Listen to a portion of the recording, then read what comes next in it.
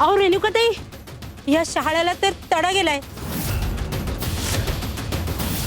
आमचे संकेत कधीच चुकत नाहीत. फक्त त्यांना ओळखणारी नजर हवी. नशीब कोणाला तरी अक्कल आली आणि आमचे संकेत कळले. ज्यांना कळले ते वाचले, पण जे अंध झाले त्यांना अनुभव शिकवणार. शिवहर शंकर नमामि शंकर शिव शंकर शंभो. हे गिरिजापती भवानी शंकर शिव शंकर शंभो. अहो ताई, असं काही नाहीये, ऐका. नाही नाही, तुम्ही काहीतरी चुकीचं करताय. आम्हाला यात भाग घ्यायचा नाहीये.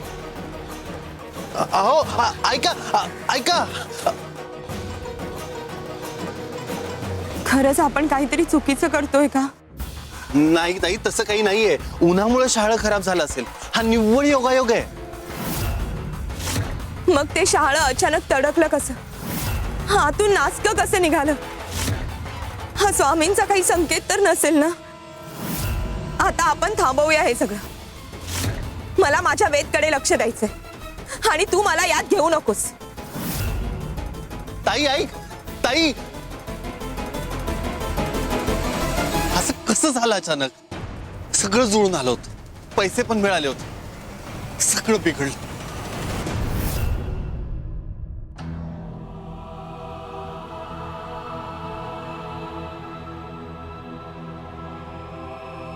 बाबा, थोडा वेळ तरी बाहेर जाऊ द्या ना मित्रांसोबत खेळायला. वेद बाळा, नाही. आई म्हणाली आहे ना, बाहेर जायचं नाही. तुला जर सोडलं तर ती माझ्यावर रागवेल.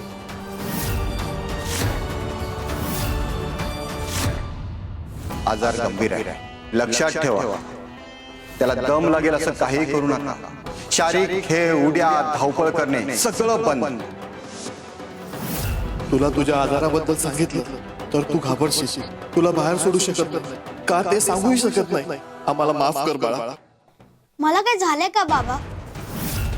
तुम्ही दोघेही मला काही सांगत नाही.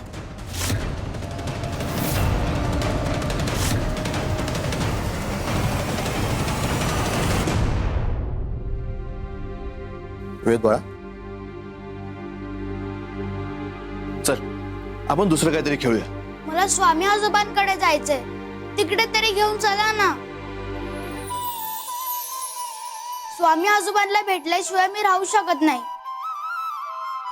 आम्हालाही राहवत नाही आमच्या वेद शिवाय. स्वामी आजोबा,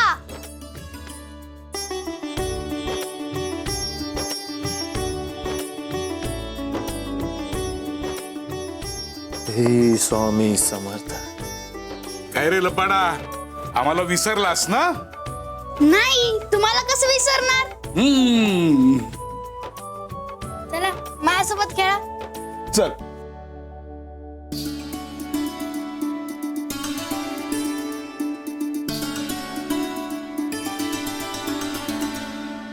रेणुका, अगं ये रेणुका, बाहेर आहे, स्वामी आलेत. श्री स्वामी समर्थ.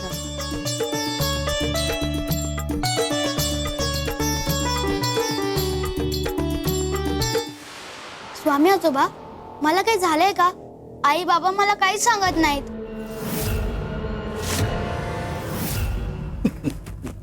बघ बाळा, तुला काय झालंय याची काळजी तू नाही करायची. आम्ही आहोत ना सगळ्यासाठी. आम्ही असतो तिथे भीतीला जागा नसते. आणि श्रद्धा असली की संकटही लहान होतं. चल आपण खेळूया. चला चल खेळूया.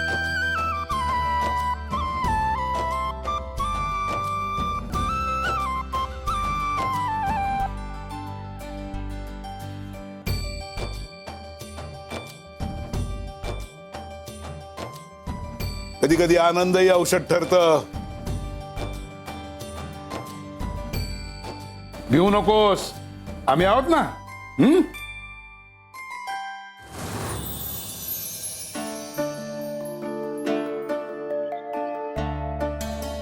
रेणुका, स्वामी आहेत म्हणून चिंता नाही. वेद बाळा, तूही लक्षात ठेव. देवावर विश्वास असेल तर अंधारातही मार्ग निघतो.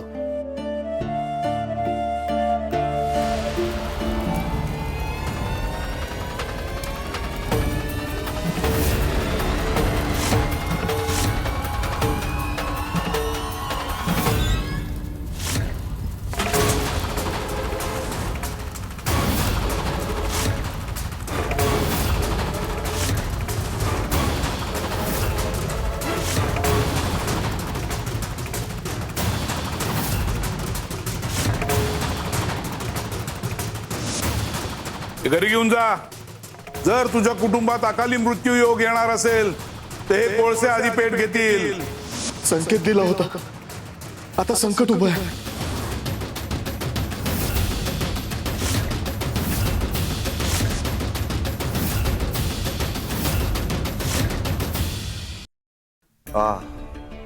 वैद्यराज, लवकर काहीतरी इलाज करा. या वेदना नाही सहन होत आता. सकाळी सगळं बरं होतं, दुपारनंतर अचानक त्रास सुरू झाला. जीव नकोसा झाला या वेदनांनी. लवकर काहीतरी इलाज करा वैद्य बुवा. महाराज धीर धरा, मी काढा बनवतच आहे. काढा घेतल्यानंतर तुम्हाला आराम पडेल.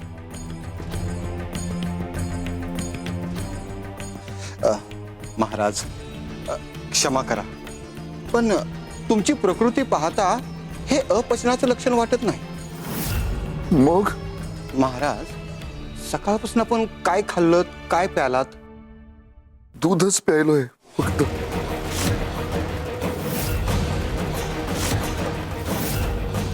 महाराज, मला शंका आहे की तुम्हाला बाधा दुधातूनच झाली असावी. दुधातून नाही हो वैद्यराज. अहो मी दूध पाहिलं होतं की ताजं होतं, चांगलं दूध होतं ते.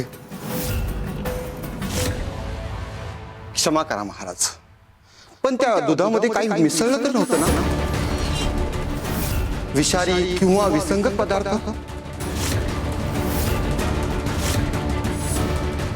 काय बोलताय वैद्यराज तुम्ही? मला सगळे विश्वासू आहेत. कोण का असं वागेल माझ्याशी?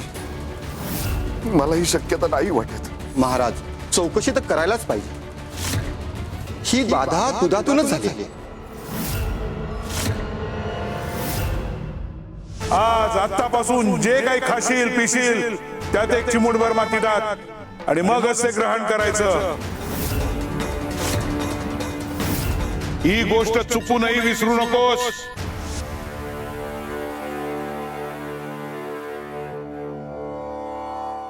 माती, मी तर स्वामींनी दिलेली माती त्या दुधात मिसळली होती. पण मग त्यामुळे मला त्रास झाला. स्वामींनी दिलेली माती ही तर माझ्यासाठी प्रसादासारखी होती. मग प्रसादाने मला वेदना व्हाव्यात. स्वामी असं का करतील?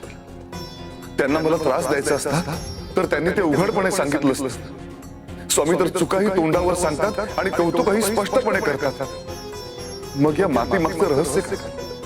स्वामींनी मला वाचवण्यासाठी ती माती दिली की मला काहीतरी सुचवण्यासाठी? प्रश्न हा मार्ग असतो आणि शोध ही साधना. प्रश्नाचा माग घेत पुढे गेलास तर उत्तरापर्यंत पोहोचील. कधी कधी सत्य डोळ्यासमोर असून देखील दिसत नाही. तसंच असतं नित्य सापही. शिवशंकर शंभो.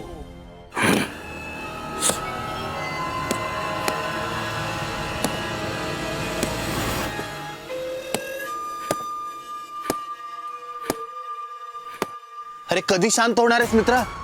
कधीपासून त्या शाळेवर राग काढतोयस? फार मोठा डाव फसला. राजाला विष दिलंच होतं, पण तो वाचला. फक्त पोटदुखी सुरू झालीये, बाकी तो ठणठणीत आहे, ठणठणीत आहे. काय? मी दिलेलं विष? अरे पण कस काय? अरे ते विष इतकं जालिम की एखाद्याच्या जिभेला स्पर्श जरी झाला तरी जागीच तो माणूस गतप्राण होईल. राजा कसा वाचला? याच्यात स्वामींनी दिलेली माती.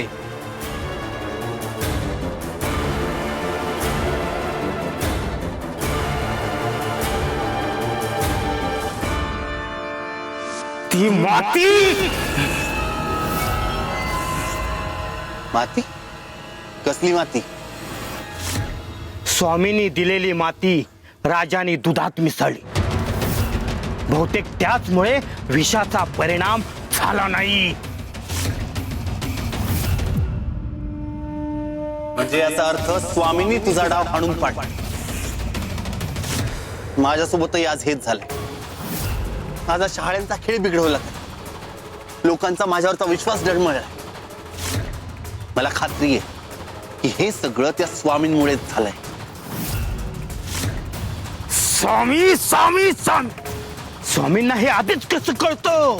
अरे मलाही हेच कळत नाहीये. पण हा आपल्याला स्वामींना थोपवण्याचा काहीतरी मार्ग शोधावा लागला.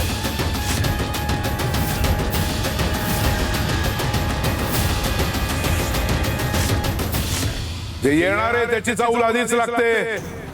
असनीतल्या सापांच्या जोडीला आता कालिया येणार आहे. धोका वाढत चाललाय. कालिया विषारी आहे. त्याचा प्रवेश अक्कलकोटात होणारच आहे. शिवशंकर शंभो.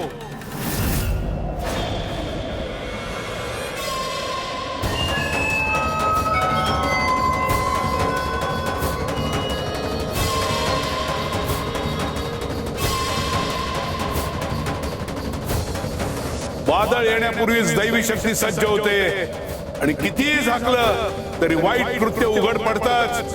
शिवशंकर शंभो.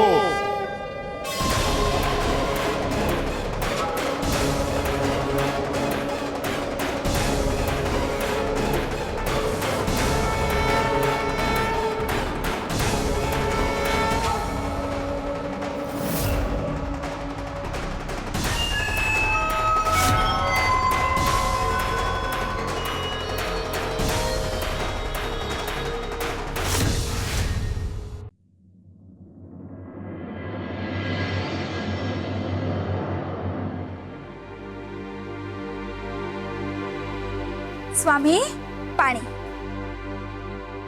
जे दिसतं तेच सत्य असतं हे मानणं हीच पहिली चूक.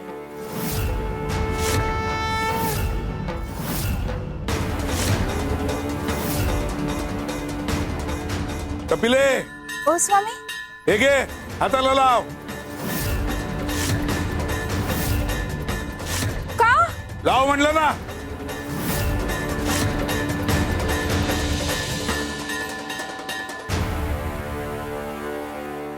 कपिलाताई, स्वामी देवांनी सांगितलं की करायचं का, कशासाठी असले प्रश्न विचारायचे नाही. अहो, श्रद्धा म्हणजे प्रश्न नाही. श्रद्धा म्हणजे विश्वासानं कृती करणं. झालं सुरू या सुंदराचं.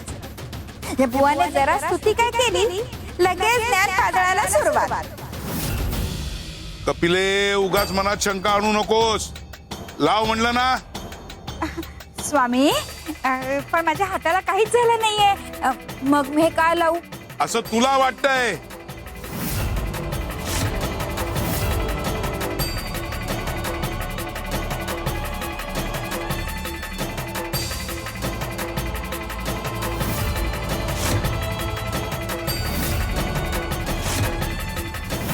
स्वामी, स्वामी माझ्या हातावर चट्टे आले. मी काही केलं नाही. मला ही शिक्षा का स्वामी? अरे देवा. कपिलाताई, अहो दुपारी दही खाल्लत का तुम्ही? हो, खाल्लं होतं ना. अहो, दही खाल्लं की तुमच्या त्वचेला त्रास होतो. स्वामी देवांनी तुम्हाला बजावलं होतं ना दही खाऊ नका म्हणून. केलीत ना आता ही चूक? स्वामी, फार दिवस दही खाल्लं नव्हतं. दही बघून मला मोह आवरता आला नाही म्हणून खाल्लं. स्वामी, चूक झाली, चूक झाली. फार मोठी चूक झाली स्वामी. तू चूक करायची आणि आम्ही निस्तरायची त्याकरता चालूय ना अक्कलकोटात. आम्ही कृपा करतो पण चूक झाकत नाही. लावा ते भस्म आता हाताला लावा. हो, हो.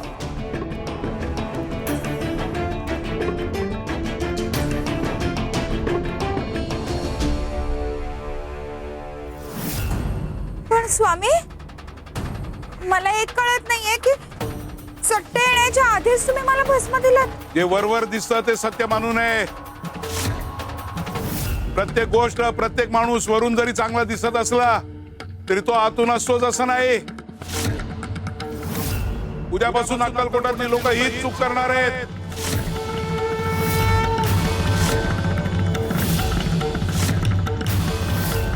सुंदरे, काय स्वामी देवा? हे घे.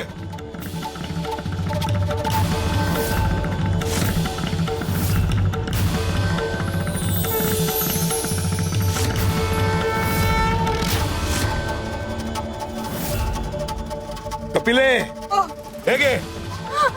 हिरा हिरा हिरा हिरा आ! हिरा कुठे गेला? कोळसा माझा हिरा स्वामी, माझा हिरा. जगातलं सत्य दिसण्यावर नाही, ओळखण्यावर असतं. उद्यापासून लोक वरवरच्या रंगाला भुलणार आहेत.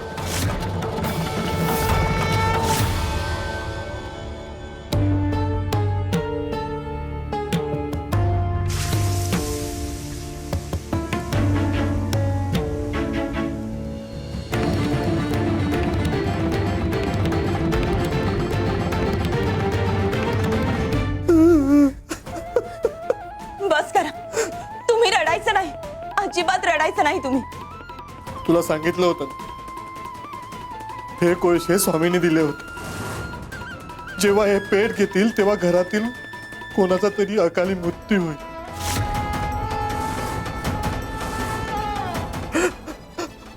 आपल्या वेदचा आधार पण त्याची तब्येत. थांबा, असा विचार तुमच्या डोक्यात येऊच कसा शकतो?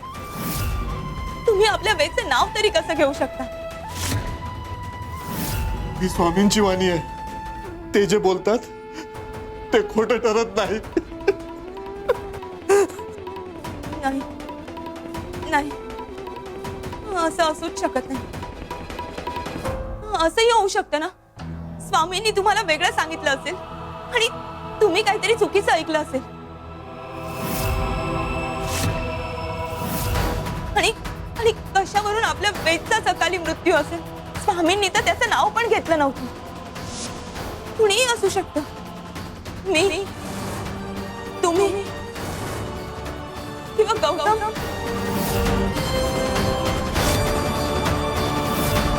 नाही, आपल्या वेदच्या नशिबात अकाली मृत्यू असूच शकत नाही. आपण एक काम करूया का? आपण वेदची कुंडली ज्योतिष बुवाला दाखवूया आणि शहानिशा करून घेऊया, म्हणजे सगळं स्पष्ट होईल.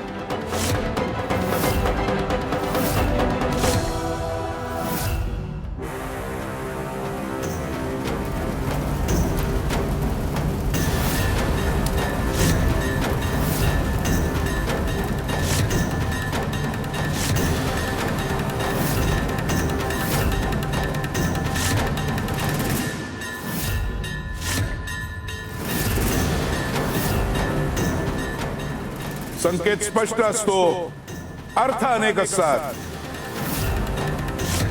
संकेत एक, अर्थ अनेक.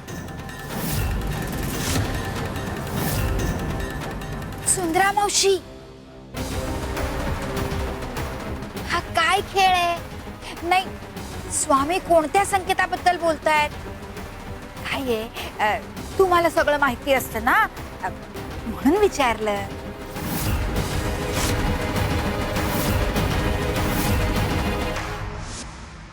हे घरी घेऊन जा. जर तुझ्या कुटुंबात अकाली मृत्यू योग येणार असेल तर हे कोळसे आधी पेट घेतील.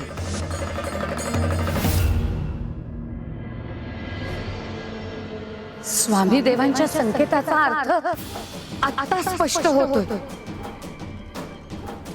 स्वामी देव हे अंबादास बद्दल तर बोलत नाहीयेत ना?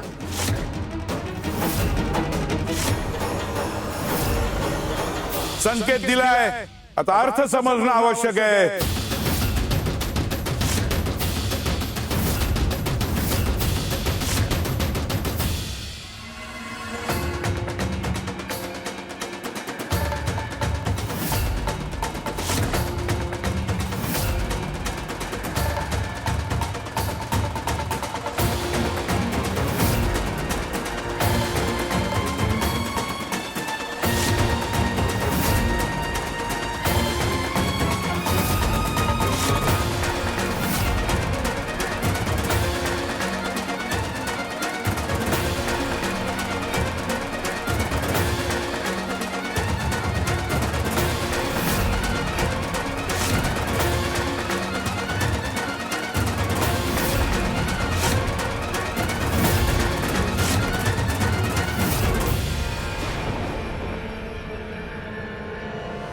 स्वामी, माझ्या भाच्याच्या नशिबात कुठलाही अकाली मृत्यू नका निघू देऊ.